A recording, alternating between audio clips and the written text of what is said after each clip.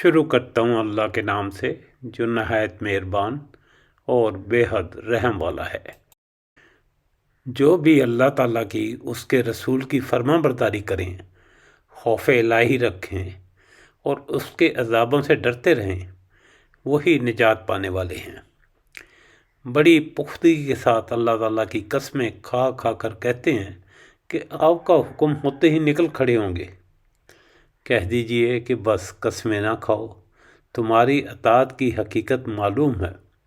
جو کچھ تم کر رہے ہو اللہ تعالیٰ اس سے باخبر ہے۔ آپ کہہ دیجئے کہ تم اللہ کی اطاعت کرو اور رسول کی اطاعت کرو، اور اگر تم روگردانی کرو گے تو رسول کے ذمہ وہی ہے جو بار اس پر ڈالا گیا ہے، اور تمہارے ذمہ بھی وہی ہے جو بار تم پر ڈالا گیا ہے، اور تم اگر اس کی اطاعت کرو گے تو خود ہی ہدایت پاؤ گے، ورنہ رسول کے ذمہ واضح طور پر پیغام پہنچانے کے سوا کچھ نہیں ہے۔ جو لوگ تم میں سے ایمان لائے اور نیک عمل کیے، اللہ نے ان سے وعدہ کیا ہے کہ انہیں زمین میں اس طرح جانشین بنائے گا جس طرح ان سے پہلے گزرے ہوئے لوگوں کو بنایا تھا، اور جس دین کو اللہ نے پسند کیا ہے وہ انہیں ضرور اس پر قدرت دے گا اور ان کے خوف کو امن سے بدل دے گا۔ بس وہ میری عبادت کریں، کسی کو میرا شریک نہ بنائیں، اور جو اس کے بعد کفر اختیار کرے وہی لوگ فاسق ہیں۔ اور نماز قائم کرو اور زکوٰۃ دو اور رسول صلی اللہ علیہ وسلم کی اطاعت کرو تاکہ تم پر رحم کیا جائے۔ جو لوگ کافر ہیں ان کے بارے میں خیال نہ کرو کہ وہ زمین میں خدا کو عاجز کر دیں گے۔